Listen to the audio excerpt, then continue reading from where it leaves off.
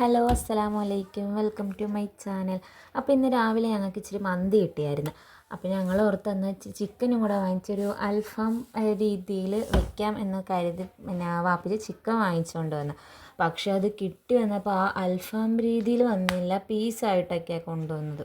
അപ്പോൾ ഇതേ ഞങ്ങൾ വെക്കാൻ പോവാണേ. ഒരു കിലോ ചിക്കൻ എടുത്ത് അതിന് വേണ്ട അത് അൽഫാം ഉണ്ടാക്കാനാണ്. അതിന് വേണ്ട സാധനങ്ങൾ ഇച്ചിരി ഒരു 2 സ്പൂൺ തൈര്, 1 സ്പൂൺ കുരുമുളക് പൊടി, ഇഞ്ചി, പച്ചമുളക് പേസ്റ്റ് അതിനകത്തിട്ട് പുരട്ടി ചിക്കൻ 1 കിലോനും വരഞ്ഞ് വൃത്തിയാക്കി മാറ്റി അതിനൊന്ന് പിടിക്കാൻ വേണ്ടി മാറ്റി വയ്ക്കുക. അടുത്ത് ഞങ്ങൾ മുളകും പെരിഞ്ചീരകവും ഒക്കെ ഇതിനകത്തോട്ട് എടുത്ത് വെച്ച് ചിക്കനകത്തോട്ട് ഇപ്പോൾ ഉമ്മച്ചി പറഞ്ഞ പോലെ ആ മസാലയൊക്കെ പുരട്ടി അത് വെച്ചിട്ടുണ്ട്. ഇനിയപ്പോൾ ഇച്ചിരി മല്ലിപ്പൊടി ഒന്ന് ചൂടാക്കണമായിരുന്നു. അങ്ങനെ ഉമ്മച്ചി മല്ലിപ്പൊടി ഒന്ന് ചൂടാക്കിക്കൊണ്ടിരിക്കുവാണ്. ജസ്റ്റ് ഒന്ന് ചൂടായാൽ മതി. ബാക്കിയപ്പം ഉമ്മച്ചി പറഞ്ഞു.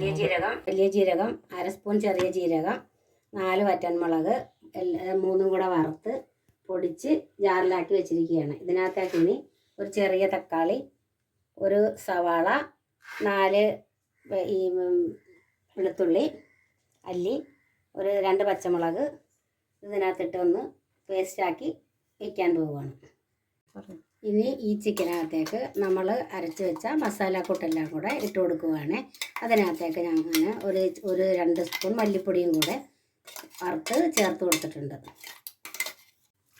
ഇതൊന്ന് ഞങ്ങൾ അതെല്ലാം കൂടെ മിക്സാക്കി പുരട്ടി വയ്ക്കാൻ പോവുകയാണ്.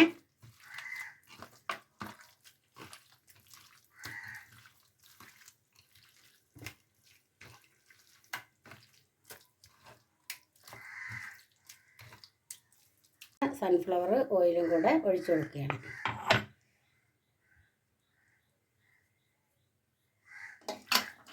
നമുക്കൊന്ന് 2 മണിക്കൂർ റെസ്റ്റ് ചെയ്യാൻ വേണ്ടി ഫ്രിഡ്ജിൽ വയ്ക്കുകയാണ്. 2 മണിക്കൂർ നമ്മൾ റെസ്റ്റ് ചെയ്യാൻ വെച്ച് ഇപ്പോൾ അതെടുത്ത് നമുക്കൊന്ന് പൊരിച്ച് എടുക്കാൻ.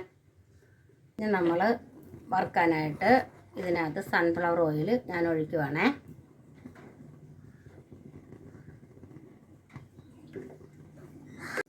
എണ്ണ ചൂടായിട്ടുണ്ട്. നമുക്കൊന്ന് ചിക്കനിട്ട് കൊടുക്കാം.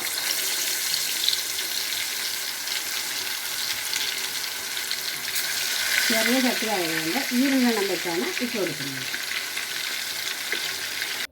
അങ്ങനെ ഞങ്ങളിത് പൊരിച്ച് ഒരു പാത്രത്തിനകത്താക്കി വെച്ച് അതെല്ലാം കഴിഞ്ഞിട്ട് ഞാനപ്പോൾ ഇച്ചിരി ചോറ് മന്തിയും 2 പീസും മയോനൈസും സോസും എല്ലാമായിട്ടൊന്ന് കഴിക്കാൻ വേണ്ടി ഞാൻ എടുത്ത് വെച്ചിട്ടുണ്ട്. നെക്സ്റ്റ് വീഡിയോ ആയിട്ട് ഞാൻ പിന്നീട് വരുന്നതായിരിക്കും. ബൈ.